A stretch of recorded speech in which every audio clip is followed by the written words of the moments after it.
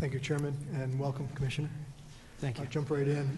Just if I can, in your testimony, we talked about the Clean Energy Fund. And so my quick question is that intended for independent power producers or end users?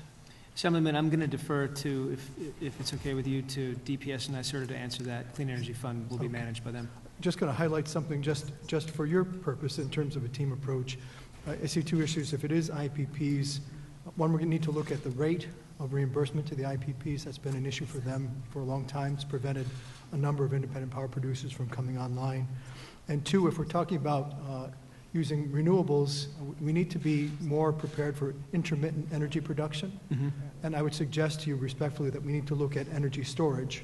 I use the Blenheim-Gilboa Pump Storage Project in my district as an example of where the state could be beneficial as a partner. Moving on the climate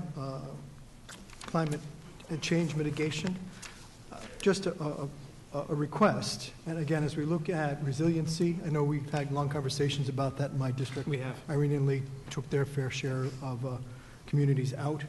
I would suggest respectfully that those who have been impacted by natural disasters, whether it's Sandy, Irene, Lee, et cetera, be given prioritization, and that projects that have a demonstrated impact in resiliency should find their way to a priority in the pecking order. I just would leave that with you. Moving on to the next issue. On environmental justice, just a quick note. I would hope that as we look at environmental justice, we also look at rural areas and the intrusion of power lines, pipelines, gas pipelines, oil pipelines, running amok, if you would, at this point, with no rhyme or reason through homes, businesses, families, et cetera. So environmental justice, I know, is often an urban, but rural areas are becoming crossroads with no rhyme or reason. That's a good point. Next, on the infrastructure, I concur with my colleagues, particularly those representing rural areas. We need to conduct some sort of sensitivity analysis on ability to pay. And the issue of cost per household has market impact on the advancement of projects. And I'll use the hamlet of Central Bridge in my own home community as an example. We can talk about that later. I'll just move quickly, use my time wisely here.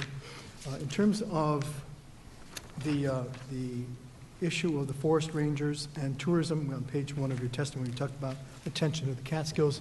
We've engaged with your office constructively on issues of protecting life and property in the Catskill Park. Particularly, we've talked about the Catskill Falls area. Your team has done immeasurable good work there. But the issue of attendance to growing tourism and threat to human safety is an issue.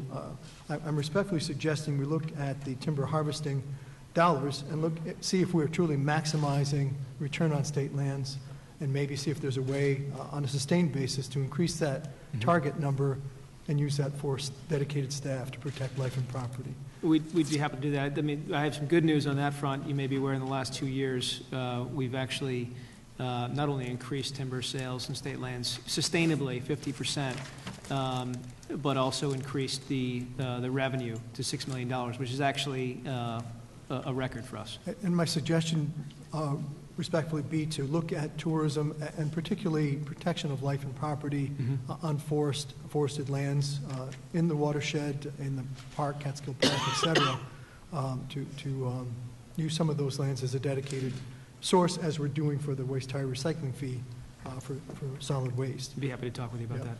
Sure. Quickly, in terms of, and this was not addressed, I didn't see it in your testimony, I haven't really seen it.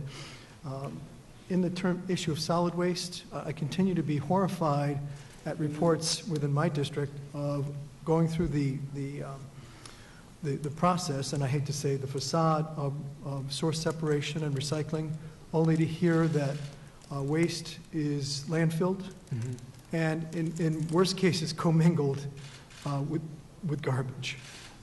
Very frustrating. And my premise would be, I think we need to look at revenues, whether it's bottle bill or others, to set up funds to help incentivize the private sector to bring recycling businesses online rather than look at them as anomalies. So I just would encourage your office, and we're happy to be part of this, to look at ways of mainstreaming recycling businesses as sustainable economically and look at that, what potentials there are. Again, it's very frustrating in that regard.